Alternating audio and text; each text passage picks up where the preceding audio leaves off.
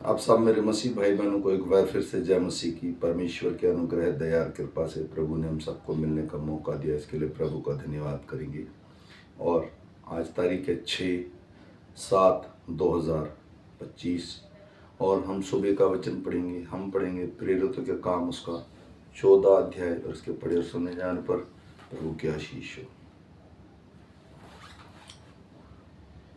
इकुनियुस में ऐसा हुआ कि वे यहूदियों के आराधनालय के साथ साथ गए और इस प्रकार बातें की कि यहूदियों और यूनानियों दोनों में से बहुतों ने विश्वास किया, परंतु विश्वास न करने वाले यहूदियों ने अन्य जातियों के मन भाइयों के विरोध में उकसाए और कटुता उत्पन्न कर दी। वे बहुत दिन तक वहां रहे और प्रभु के भरोसे पर हियाव से बातें करते थे और वह उनके हाथों से चिन्ह और अद्भुत काम करवाकर अपने अनुग्रह के वचन पर गवाही देते थे। परंतु नगर के लोगों में फूट पड़ गई थी। इससे कितने तो यहूदियों की ओर और कितने प्रेरितों की ओर हो गए। परंतु जब अन्य जातियां और यहूदी उसका अपमान और उस पर पथराव करने के लिए अपने सरदारों समेत उन पर दौड़े, तो वे इस बात को जान गए कि लुकानियुस से लूस्त्रा और दरीबे नगरों में और आसपास के प्रदेशों में भाग गए और वहां सुसमाचार सुनाने लगे। लूस्त्रा में एक मनुष्य बैठा था जो पांव का निर्बल था। वह जन्म से लंगड़ा था और कभी न चला था।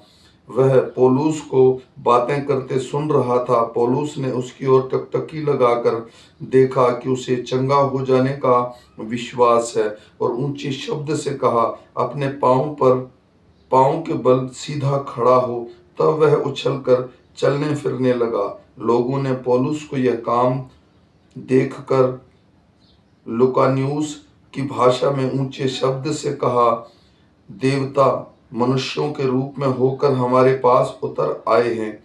उन्होंने बरनबास को ज्यूस और पौलुस को हेर्मेस कहा, क्योंकि वह बातें करने में मुख्य था। ज्यूस के उस मंदिर का पुजारी जो उस नगर के सामने था, बैल और फूलों का हार फाटकों पर लाकर लोगों के साथ बलिदान करना चाहता था।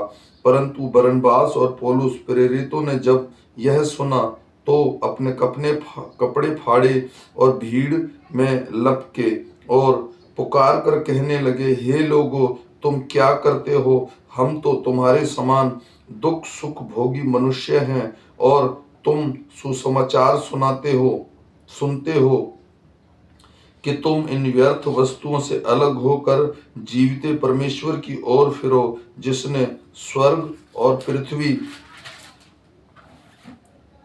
और समुद्र जो कुछ उसमें है बनाया है।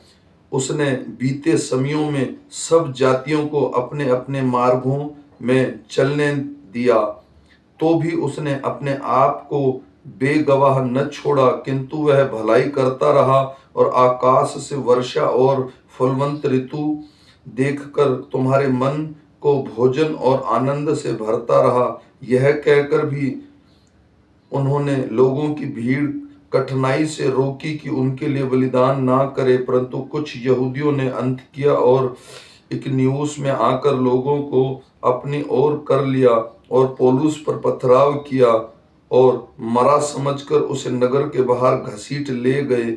पर जब चेले उसके चारों ओर आ खड़े हुए तो वह उठकर नगर में गया और दूसरे दिन बरनबास के साथ दरीबे को चला गया।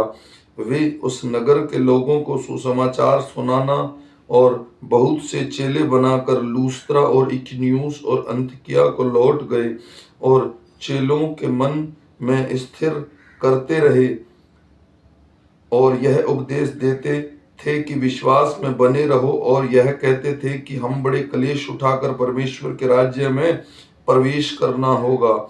और उन्होंने हर एक कलीसिया में एक ऐसे प्राचीन ठहराए और उपवास सहित प्रार्थना करके उन्हें प्रभु के हाथ सौंपे, जिस पर उन्होंने विश्वास किया था। तब पिसिदिया से होते हुए वह पफूलिया पहुंचे और पिरगा में वचन सुनाकर अतिलिया में आए और वहां से वे जहाज पर अंतकिया गए, जहां से वे उस काम के लिए जो उन्होंने पूरा किया था परमेश्वर के अनुग्रह से सौंपे गए थे। वहां पहुंचकर उन्होंने कलीसिया इकट्ठी की और बताया कि परमेश्वर ने उनके साथ होकर कैसे बड़े बड़े काम किए हैं और अन्य जातियों के लिए विश्वास का द्वार खोला, और वे चेलों के साथ बहुत दिन तक रहे। आमीन। मेरे भाई और बहनों, ये छोटा सा वचन है। हम फिर मिलेंगे शाम के वचन के साथ। तब तक